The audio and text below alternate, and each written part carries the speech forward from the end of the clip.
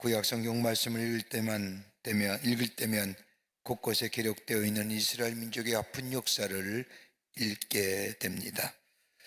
애굽에서의 430년의 노예 생활, 그리고 바벨론의 70년간의 포로 생활을 겪었는가 하면 아시리아, 이집트, 헬라의 지배를 받기도 했습니다. 그런가 하면 예수님 당시에는 로마 제국의 식민지 하에 있었습니다. 모든 것을 빼앗긴 시기였고 저들 자신의 힘으로는 아무런 변화를 일으킬 수 없었고 어떤 변화가 일어날 것이라는 것을 기대도 가질 수 없는 상황에 약탈당하고 짓눌리고 있었습니다. 이런 가운데서도 저들이 가졌던 소망이 하나 있는데 그것은 다름이 아니라 이 나라가 회복될 것이라고 하는 희망을 잃지 않았습니다. 나라의 회복은 곧 자유와 번영을 말합니다. 그런데 사람들은 이 나라의 회복을 제각기 나름대로 해석합니다. 어떤 사람은 민족적이고 정치적인 자유와 해방을 말합니다. 또 어떤 사람은 우주론적이고 종말론적인 세계의 변화를 말하기도 하며 또 어떤 사람은 세속적인 나라를 생각하기도 합니다. 그런데 이스라엘 백성이 소망했던 나라 회복이라는 것은 이런 것이 아니라 즉 정치적인 자유나 해방이나 또는 우주론적이고 종말론적인 세계의 변화, 이런 것과는 관계없이 하나님의 나라가 이 땅에 임하는, 그래서 어둠과 절망과 소망이 없는 이 땅에 새로운 생명의 역사를 놓아갈 그 놀라운 하나님의 나라의 회복, 그건 다름이 아니라 메시아가 올 때에 가능하다고 저들은 생각하며 그 나라의 회복을 가져올 메시아를 기다립니다. 이것이 바로 메시아에 대한 대망사상입니다. 이스라엘 민족에 있어서의 메시아의 대망사상만큼 중요한 사상은 없습니다. 여러분, 메시아를 신학적 용어로 이렇게 설명할 수가 있습니다. 하나는 뭐냐? A Christ. 메시아가 구원자인데 A Christ. 자유와 평화를 구가하는 메시아, 보다 잘 사는 세대, 안정된 세대, 모두가 평화롭게 사는 세대를 이루기 위해서 직간접적으로 공헌한 자 가리켜서 우린 다 구원자, A Christ. 여기에는 과학자가 될 수 있고 여기에는 예술가도 될 수 있으며 농부도 정치가도, 즉 인류의 공헌을 위하여 평화와 자유를 만들고 이룬 사람들에게 말할 수 있는 A Christ. 그러나 성경이 말하는 구원자라는 것은 많은 사람 가운데 한 사람이 아니라 오직 한 분만이 아니 계시는 The Christ, 유일한 계시자요, 그분으로 말미암아 세상의 새로운 자유와 변화와 해방을 가져다 줄 메시아, 그분 다름이 아니라 하나님의 아들 되시는 예수 그리스도시요, 그가 인간의 몸을 입으시고 이 땅에 오실 때에 그분만이 가능케 하시는, 그러기에 메시아는 한 분밖에 아니 계신 메시아, 하나님의 아들 되신 예수 그리스도, 그 메시아가 오게 되면 원수는 물러가게 되며 평화가 오고 자유와 번영이 올 것이며 흥망성쇠의 굴레갈 따라 망해가는 나라가 아니라 다시 타락되어져 가는 나라가 아니라 다른 나라에게 점령되는 나라가 아니라 완전히 회복하는 영원한 나라가 될 것이라고 생각했던 이스라엘 백성은 예수 메시아 오시김을 간절히 소망합니다.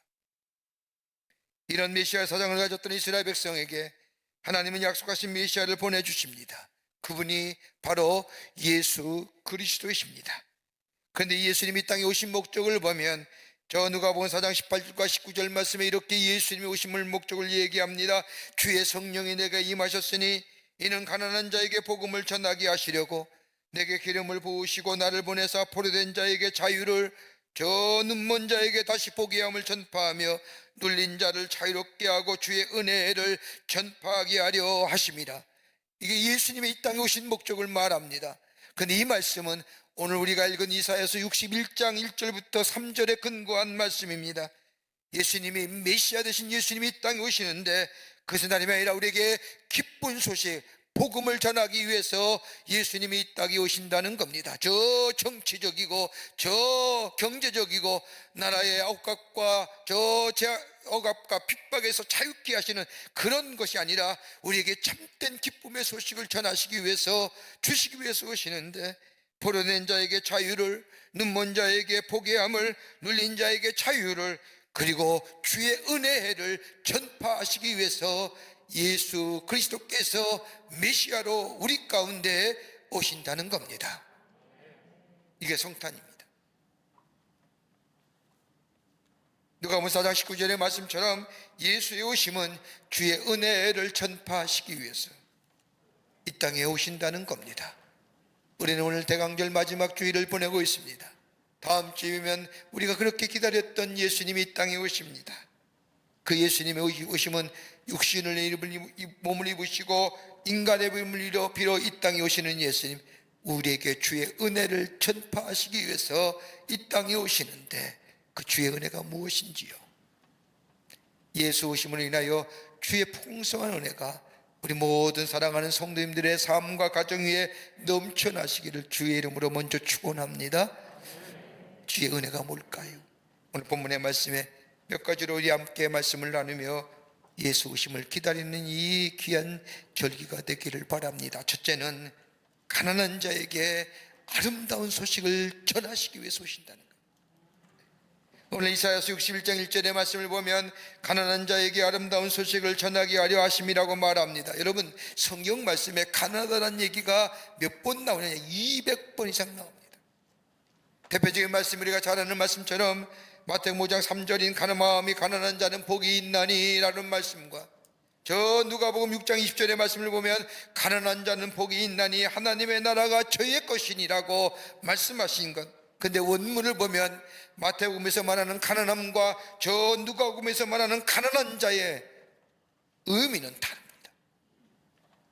누가복음에서 말하는 가난한 자는 그냥 가난한 자라고 하는 말로, 헬라어로 말하면 푸토코스라고 말하는데, 이 말은 궁핍한 사람들, 다른 사람으로부터 도움을 받아야 살아갈 수 있는 사람들, 다시 말한다면 생존에 필요한 기본적인 것을 박탈당한 사람들, 더 나아가 인간의 불의와 사회악 때문에 억압된 빈곤의 사람을 가리킬 때에 여기에 말하는 푸토코스, 가난한 자라.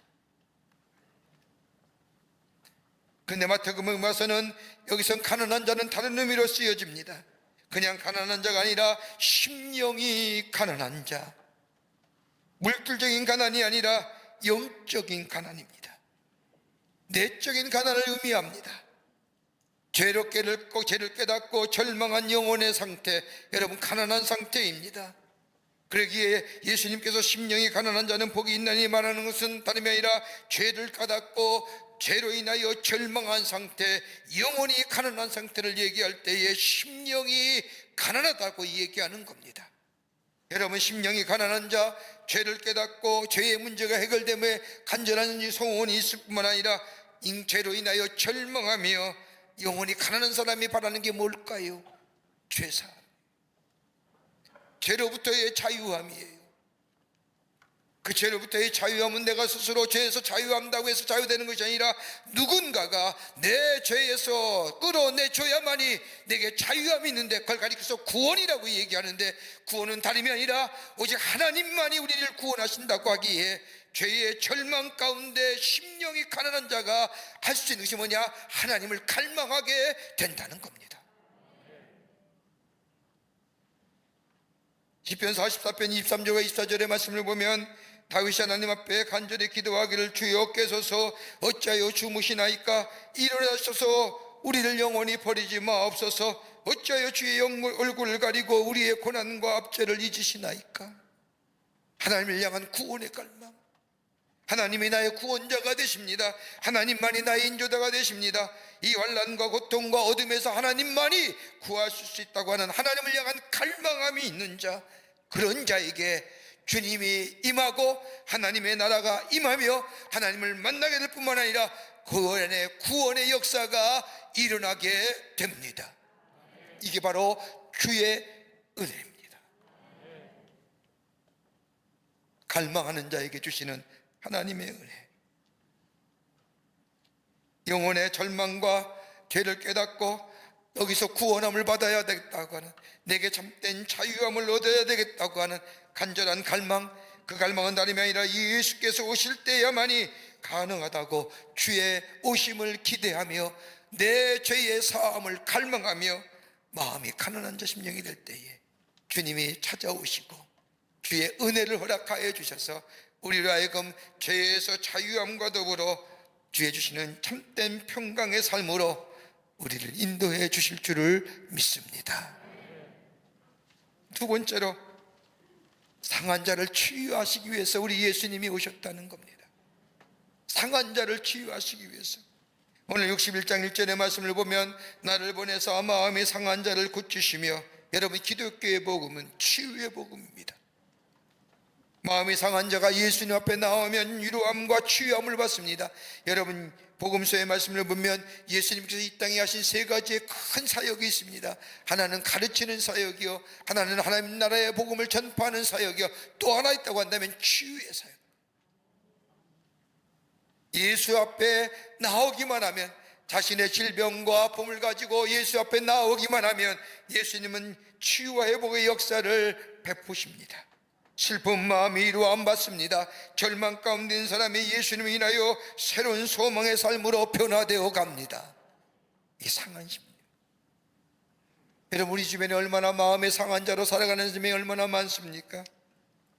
밤에 잠을 이루지 못하는 사람들, 여러분, 삶은 풍요할지 모르지만은 영적으로, 정신적으로 병들어 사는 사람이 얼마나 많은지요.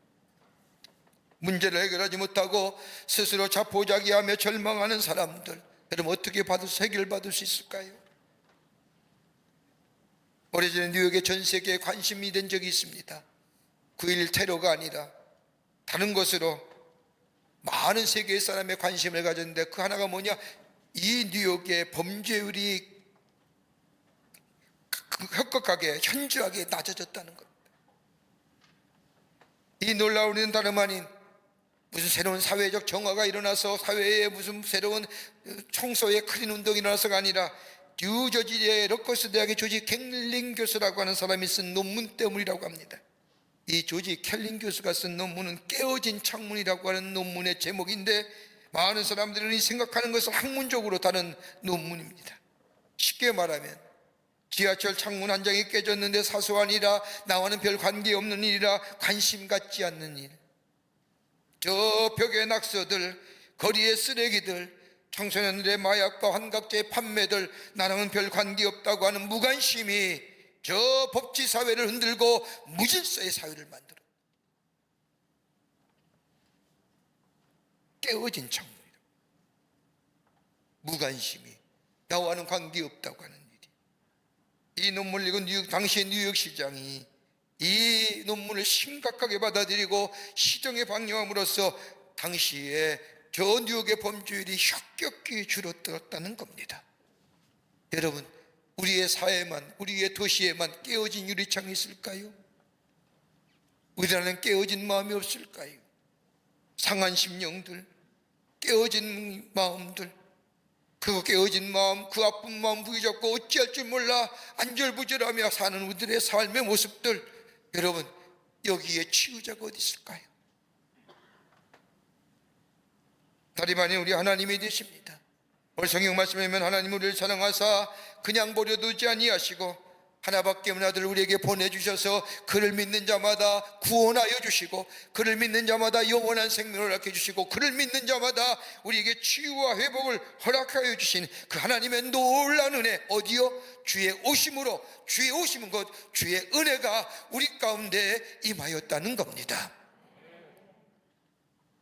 얼마 전 기독교 방송 프로그램을 속에서 사회 속에 일어나는 반인륜적인 범죄를 얘기하면서 한 패널이 이런 얘기합니다. 여러분, 부모님들 일주일에 하루라도 아이들 데리고 종교 생활하십시오.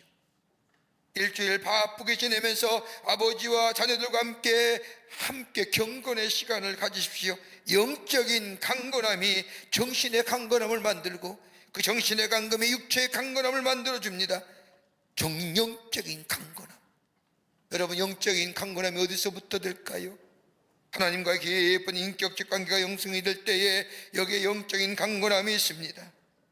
이 영적인 강건함이 있을 때에 우리 앞에 예기치 못한 사건과 일들이 일어났을 때에 넉넉히 이겨 승리합니다. 다른 것이 아니라 하나님과 나와의 수직적인 인격적인 관계가 이루어질 때에 영적인 강건함이 생기며 우리의 마음이 강건해지며 우리의 육체가 강건함짐의 역사가 일어나게 됩니다. 그러기에 에레미야 33장 3절의 말씀을 보면 너는 내게 부르짖으라 내가 응답하겠다고 말씀합니다. 하나님께 부르짖는다는 것은 갈망한다는 겁니다.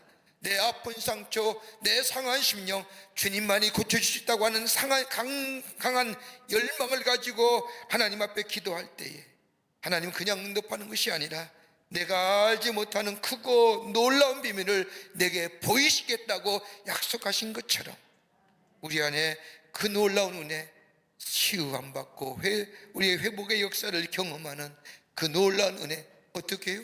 주 예수가 우리 가운데 오실 때에 이것이 놀라운 은혜로 우리 가운데 있어지기 때문에 주의 오심은 주의 은혜가 우리 가운데 임하여 줬다는 겁니다. 끝으로 은혜의 복음을 주시려고 이 땅에 오신다는 겁니다.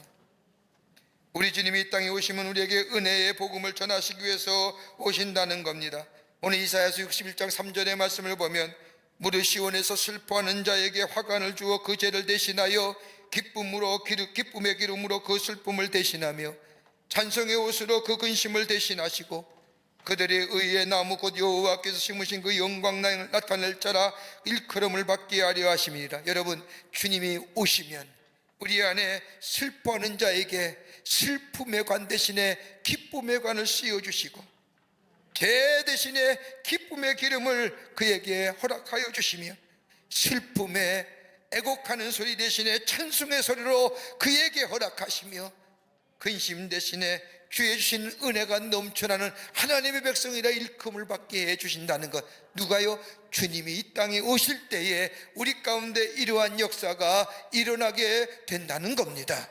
그러기에 주의 오심은 주의 은혜가 우리 가운데 임하였다는 겁니다. 누가복음 4장 19절에 말씀은 주의 은혜라고 얘기합니다. 여러분, 은혜가 뭘까요? 거저 베푸시는 겁니다. 우리에게 거저 주시는 하나님의 사랑이요 하나님의 은혜입니다. 여러분, 우리가 우리의 삶 속에 여기까지 오게 된 것이 어떤 것일까요? 한 해를 보내면서 우리의 삶을 뒤돌아볼 때에 하나님의 은혜가 아니었다면 여기 올 수 있었을까요? 그때는 몰랐지만 때마다 시마다 도우시는 그 하나님의 놀라운 은혜가 있었기에 오늘 우리가 이 자리에 와서 한 해를 마무리해져가는 이때에 주여 오시옵소서라고 주님을 기다리며 주의 갈망하며 하나님 앞에 예배 드리는 건 아닐까요? 은혜 없이 살 수 있을까요? 은혜 베풀지 아니하면 우리의 삶에 소망이 없고 희망이 없습니다. 하나님의 은혜가 없으면 나에겐 희망이 없습니다. 하나님의 은혜가 없으면 내 가정과 이 민족과 이 공동체 어두워집니다. 은혜가 있기에 우리 안에 소망이 생기며 주의 은혜가 있기에 우리 안에 기쁨이 있으며 주의 은혜가 있기에 우리 안에 감사가 있으며 그러기 주의 오심은 이 어두웠던 세상에 주의 주시는 은혜로 말미암아 어둠이 변하여 빛이 되게 하시고 절망이 변하여 소망이 뵙게 하시고 좌절이 변하여 용기 있는 인생으로 우리를 삼으시기 위해서 주의 은혜를 베푸시기 위해서 우리 주님이 인간의 몸을 입으시고 인간의 몸을 빌어 이 땅에 오신다는 겁니다. 구약성서 이사야 말씀을 보면 이사야는 가장 어두워질 때에 하나님 앞에 그에게 기도합니다. 이사야 33장 2절의 말씀을 보면 여호와여 우리에게 은혜를 베푸소서 우리가 주를 앙망하오니 주는 아침마다 우리의 팔이 되시며 환난 때에 우리의 구원이 되소서라고 하나님 앞에 기도하자 하나님이 그 이사야의 기도의 응답에 이사야서 33장 6절의 말씀을 보면 내 시대에 평안함이 있으며 구원과 지혜와 지식이 풍성할 것이니 여호와를 경외함이 내 보배니라. 은혜를 구하면 하나님 앞에 은혜를 구하면 하나님 우리에게 구원을 주시며 평안함을 주시며 지혜를 주시며 지식이 풍성한 삶으로 인도하신다는 것. 그러기에 주의 오심은 은혜가 우리 가운데 임하는 겁니다. 어떤 자가 그 은혜의 자리에 참여하느냐? 갈망하는 자, 가난한 심령으로 주여 오시옵소서. 저 시편의 90편의 모세가 기도한 것처럼 주님이여 어서 오시옵소서. 주님만이 나의 만족이요, 주님만이 나의 위로요, 주님만이 나의 안식이 되신다고 고백하며 주님의 오심을 갈망하는 자, 심령이 깨끗한 자, 죄를 회개하고 돌이켜 깨끗한 심령이 될 뿐만 아니라 상한 심령 있는 그대로 주의 도우심과 주의 치유하심을 내어놓고 기다리는 자에게 우리 주님 찾아오셔서 우리의 아픈 상처 만져주시고 주의 은혜를 우리에게 허락하여 주시며 우리로 하여금 강건하고 복된 인생으로 생명력 넘치는 하나님의 사람으로 이 땅 가운데 주의 오심을 증거하는 삶으로 살아가게 해 주실 줄을 믿습니다. 주의 오심은 주의 은혜가 우리 가운데 임하는 겁니다. 가난한 자에게, 상한 심령에게, 오직 주님만이 우리의 구원자 되심을 고백하는 자들에게 오늘 이 고백이 우리의 고백이 되어 주의 은혜의 해를 맛보며 하나님 앞에 영광을 돌리는 여러분과 저와 되시기를 주의 이름으로 축원합니다. 하나님 감사합니다. 주께 저희들을 사랑해 주셔서 하나님의 자녀 삼으심에 감사합니다. 매년마다 다가오는 성탄절이지만 이번 성탄절은 우리의 심령이 가난한 심령 되게 하여 주셔서 우리의 아픔과 우리의 상한 심령과 우리의 문제를 주님 앞에 내어놓고 주의 도우심을 갈망하며 주의 오심을 갈망하는 죄들 되게 하여 주셔서 주의 은혜의 해를 경험할 수 있게 주님 역사하여 주시옵소서. 주여 어서 오시옵소서. 주님만이 나의 소망이시오, 주님만이 나의 위로요, 주님만이 나의 만족의 고백이 우리 가운데 있게 하여 주시옵소서. 성령이 도우실 줄 믿으며 예수님의 이름으로 기도하옵나이다. 아멘.